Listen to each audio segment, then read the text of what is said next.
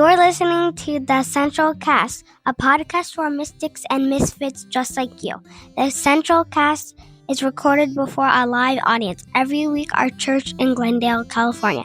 Thanks for tuning in. Right? All right, let me set this down over here. I think we're living at a moment, collectively, as a society, where the myths that we've built our lives around are collapsing. I'm talking about myths like the ones that say democracy is as American as apple pie and will always be there to safeguard our rights and our future.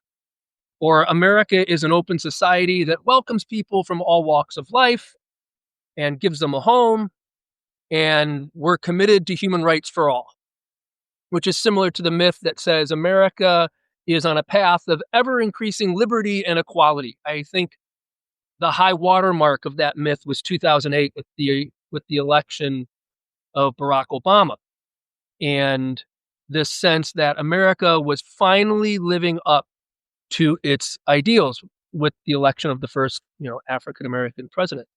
And I'm not saying those ideals are completely gone and lost forever, but I think the last 10 years, last decade has taught us that those myths and ideals were far from, they were far more fragile and superficial than I think we ever imagined. I was listening to a Jewish scholar this week, a rabbi actually, named Rabbi Daniel Bogard, who was talking about the shattering of the myth he grew up with about Israel. He and many other devout Jews grew up believing that Israel, or that the Holocaust and the powerlessness and the oppression that Jews have suffered for the last 2,500 years or so, that this would make them more moral, that when they had power themselves in the form of statehood, they would have higher moral standards than other nations because they knew what it was like to be oppressed and persecuted and even exterminated. That myth has been shattered, Rabbi Bogard said, in the wake of the ongoing atrocities and the genocide unfolding in Gaza today. That myth for him and many other Jews has been destroyed. 2,500 years of trauma, persecution, and oppression has taught his people very little, he says, about how to treat the powerless and the vulnerable. And his experience, I think, is similar to the collapse of American mythology for many of us today. And yet, to be clear, I think for a certain segment of our population, like the Black and Indigenous population, they've never really fully bought into American mythology. How could they? Because they've always known it was bullshit to some degree or another. They've always known that when we recite the Pledge of Allegiance and say that part with liberty and justice for all, that the for all part really didn't apply to them.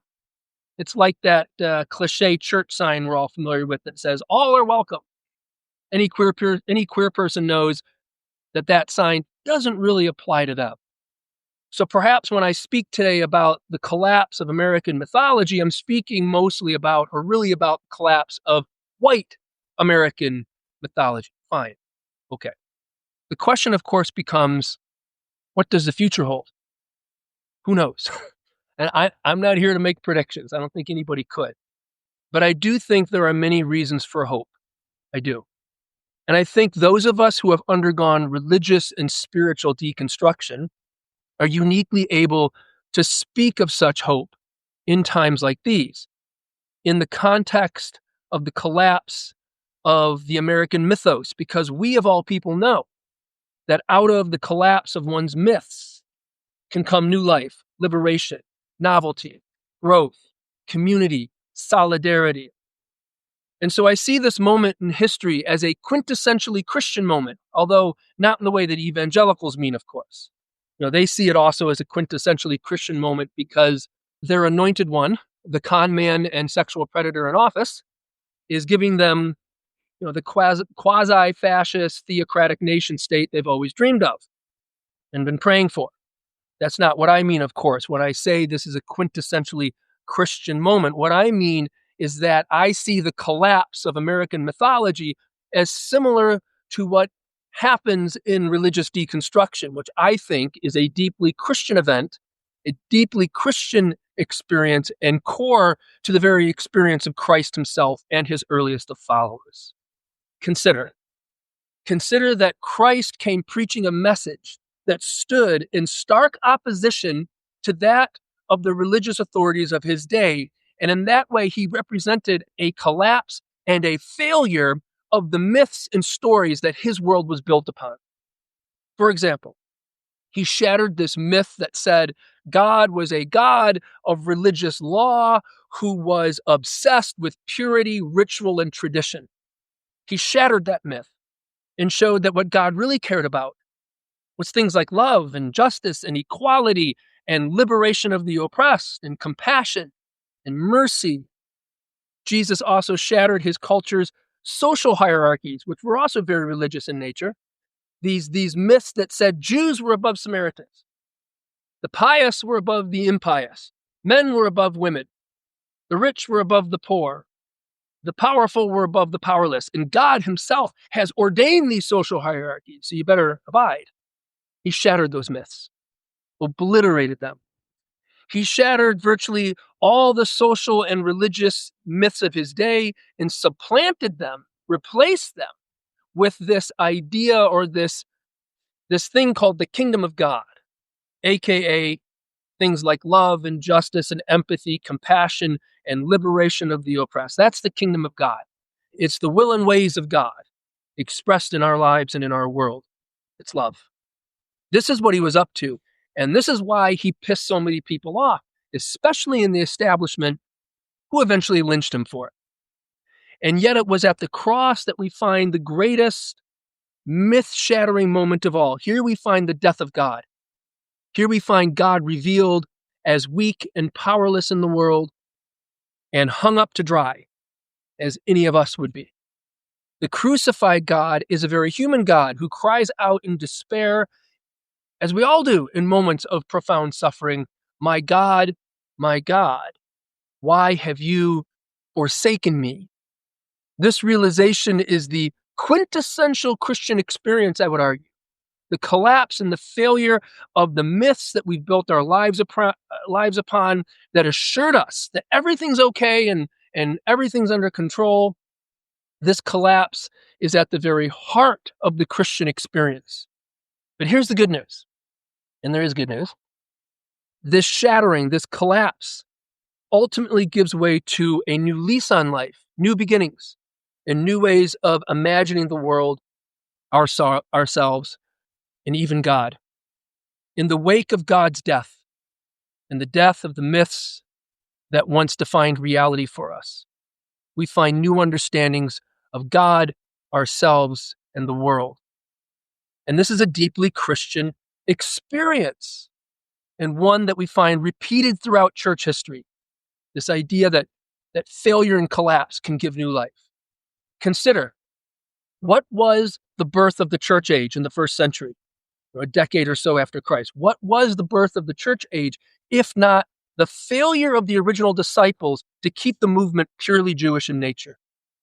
For Christianity to really become Christianity, it had to first fail as a Jewish sect.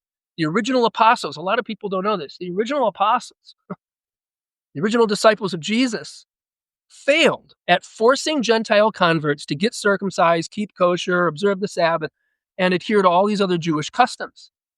Paul, the Apostle Paul, was a Jew, of course, himself. He played a big part in this failure by rightly arguing against making Gentile converts become Jewish. But it was this failure of the original disciples that really gave birth to the church age and Christianity as we know it. And what about the Protestant Reformation in late medieval Europe, just 500 years ago? It too was born out of failure and collapse. The failure and collapse of the late medieval Catholic Church in all of its corruption. And what of the so-called deconstruction movement? The emergent church movement and the deconstruction movement today, of which we're a part.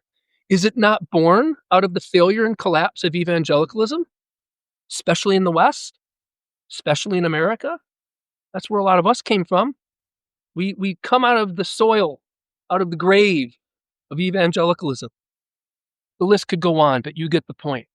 Failure and collapse is the engine of new life, adaptation, growth, and even survival. The failure and collapse of our myths is that which gives birth to new understandings of ourselves, the world, and even God. And again, I think this principle applies not just to the church and to Christianity, but to our political context too, and to this moment in history where we find ourselves, where the myths and the stories we've built our lives around as a society are crumbling before our very eyes. We deconstructed former evangelicals uniquely understand this moment, perhaps better than most. And we, therefore, also uniquely understand how it can be a moment of great potential and hope, where we can reinvent ourselves and reimagine our futures.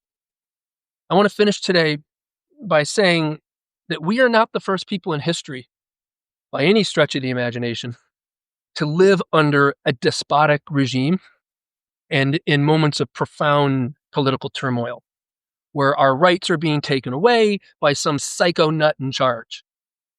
We're not the first. And we're actually pretty lucky here in the US that we haven't had to deal with this before, at least not for a long time. And many others have had it far, far worse than we have it right now. And yet they not only survived, but they often thrived under these conditions in those environments and accomplished great things by focusing on that which they could change. They focused on the things they could do in their little circles, in their communities, to make the world better for themselves and for their neighbors. And this is what we need to do too. This is what we need to do too.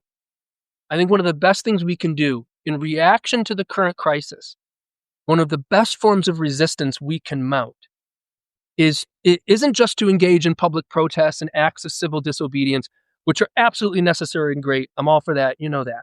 But we also need to focus on our immediate community and the needs of our immediate community and invest more in our relationships and in creating and maintaining small, meaningful communities just like this one. You see where I'm going with that? And I know maybe that sounds a little self-serving, but even if I wasn't here, I think I would still believe this, because it's in places like these, in our little networks, that we can make the biggest difference, where we can affect real change. In a world where so much is out of our control, it's easy to feel hopeless. Powerlessness breeds hopelessness, right? It's easy to feel hopeless and powerless. But in small communities like this one, with substantial resources, no less, we can make a difference and organize in ways that can affect change in our neighborhoods and immediate community. We can change things. We can find empowerment.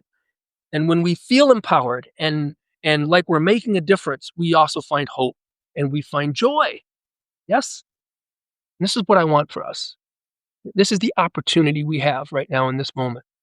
It's a moment of great hope and potential. I see it as a quintessentially Christian moment. And I think we, who have undergone a kind of crucifixion and resurrection, we uniquely understand this moment in history. Take hope in that. Find wisdom in that, my friends. With that, I want to open it up for questions or comments, reactions, reflections. Where are you finding hope? What gives you hope? Yeah, I've got the mic over here. Anybody have any comments or want to answer that question about where are you finding hope or finding inspiration in this crazy, nutty time that we're living in? Oh yeah, Rusty. Trying to keep my papers from blowing away here. There you go, sir.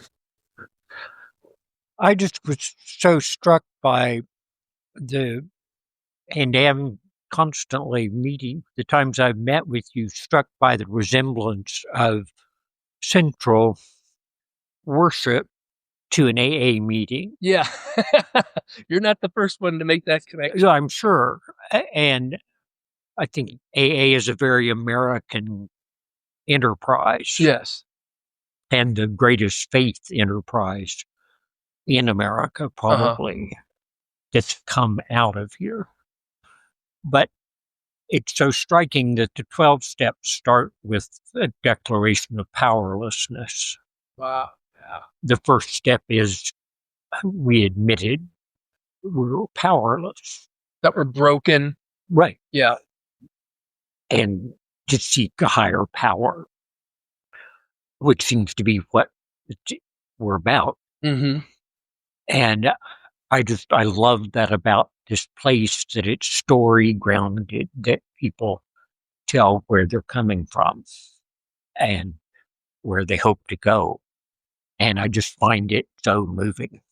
Well, thank you, Leslie. Thank you for that. Yeah, I've often said, I think I got this from Peter Rollins, we're like AA for recovering fundamentalists, recovering or getting off the drug of toxic religion, which is a kind of addiction. Yeah. No, that's good. Thanks, Rusty. Somebody else? Yeah, Desiree. So my entire family is super, super conservative, but growing up, my aunt and my uncle and their daughter and stuff were always the most conservative, the most like religious, I would say, except for my grandma, but like always very, very much like church, elders every day. Took my cousins, had to go to Christian school and all of that. And they're the only really part of my family members who were like, this Trump guy's not a good person. And they didn't like become part of the cult. And they actually have stepped back from church things. They're still deeply, deeply Christian, but stepped back from some of their church they were a part of because they were like, this has become cultish. This has become nationalist and all these things. So it's been, this is the family that like, you can't see this kind of movie. You can't watch half the TV shows. You can't do all of these things, but they are also the people of the family who are like, this isn't loving. This isn't Christ-like. This isn't all of that. And so it's been really nice to see that the people in my life who I felt like were the most vulnerable to fall into this sort of extreme nationalism are actually like, oh, no. And they can see that and they still are very Christian. They still go to church. They found a different place. And their daughter too, like her husband went to seminary and then they were in Washington and the church they got plugged into, they were like, oh no, like this is too conservative and too this. And so they even like themselves have stepped back. Like maybe we need to figure out something else that works better for our love for others and our like seeing everyone else as human and made in the image of God, and step back from this like nationalistic Trump church thing. And so just seeing that has been really helpful. And because for some of my family, it's been the opposite. They're like, oh, now I'm super Christian, even though you weren't, because you think Republicanism is Christianism. And so, but it's been really nice to see that part of my family. It's giving you hope. Yes. Yeah, that's great. Yeah, Jason. Would you pass that back?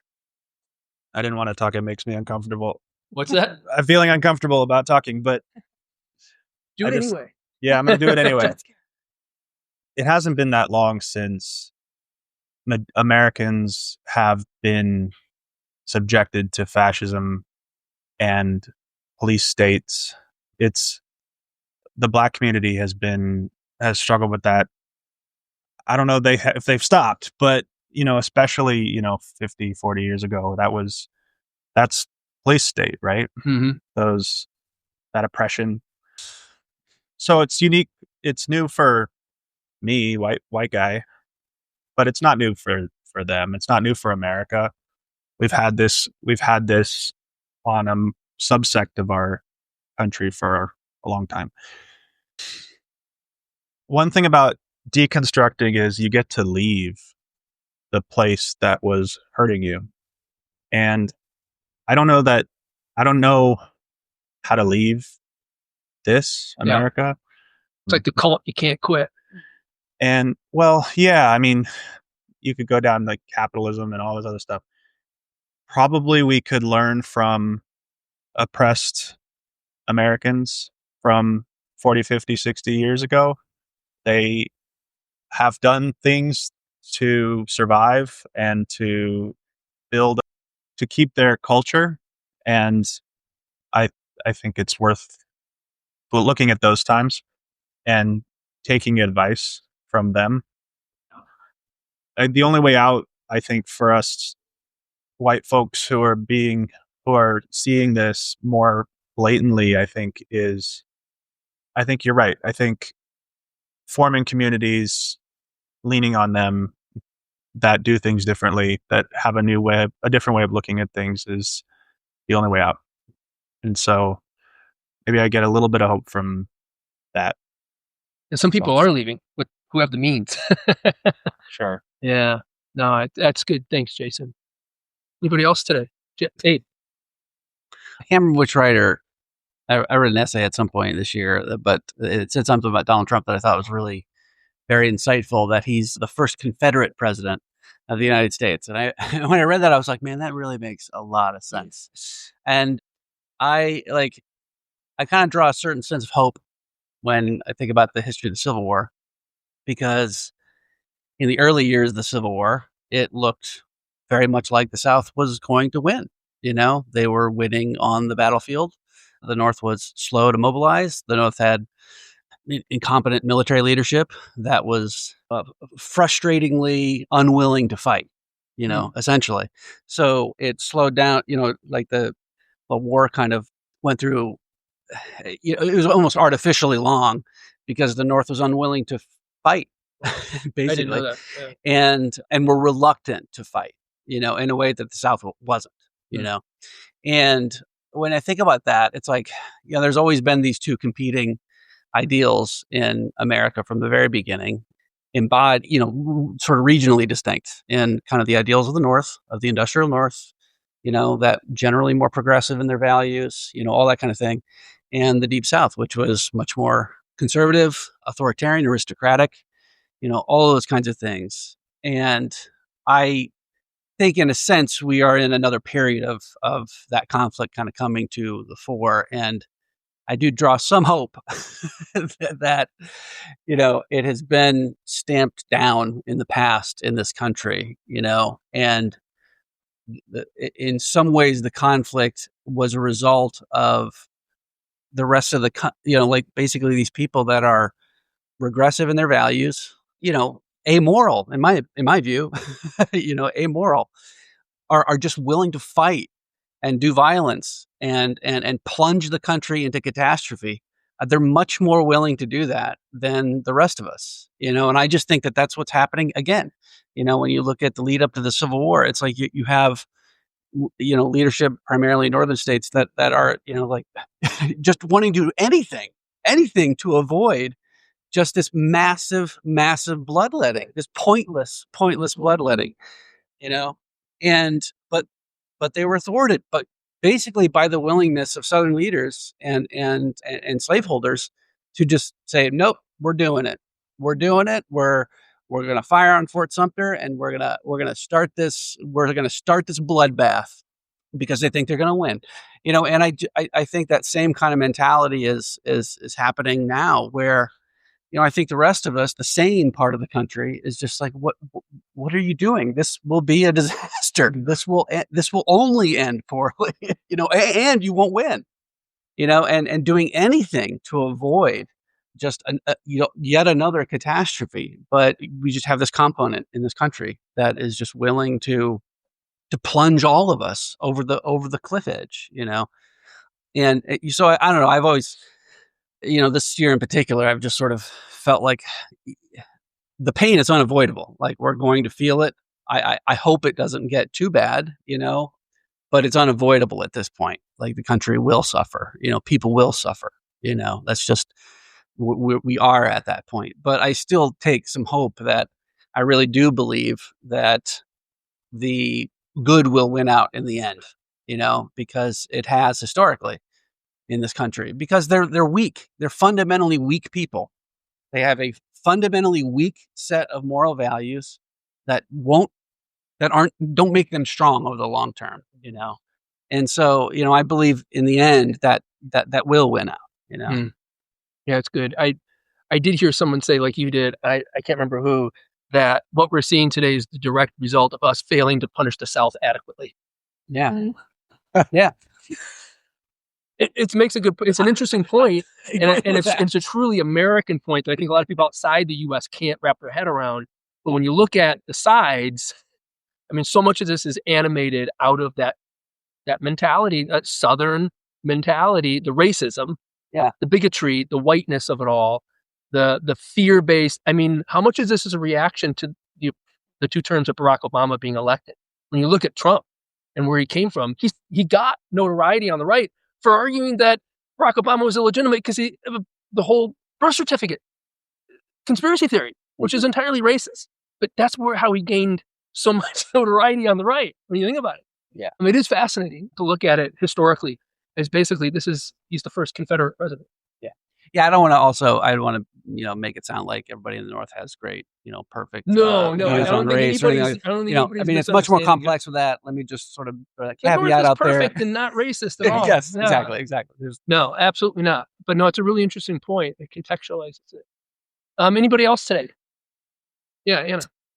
I think just one hopeful aspect is knowing, like, as with people die, movements die. And so we will not be in this moment forever. And I think maybe since even before Reagan, but definitely since Reagan, like, this has been constructed for generations to be how it is right now. Yeah.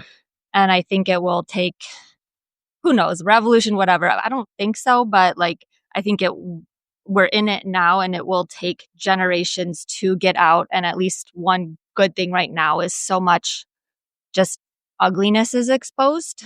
And so I don't think there will ever be going back to pre-Trump ever. I think our democracy, whatever comes after, will not be like how it was before.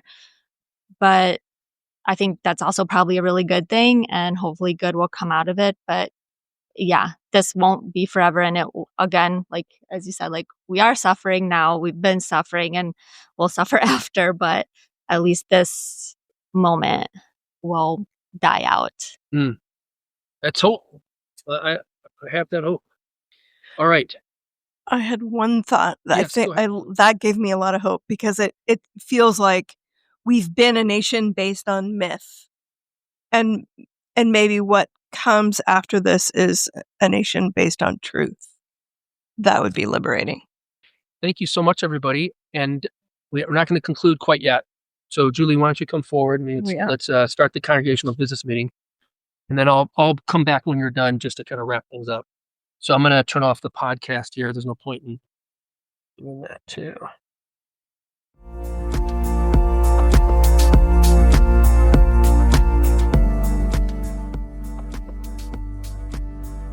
Thanks for listening in on this week's edition of the Central Cast. Hope you enjoyed it, and hope you join us next time.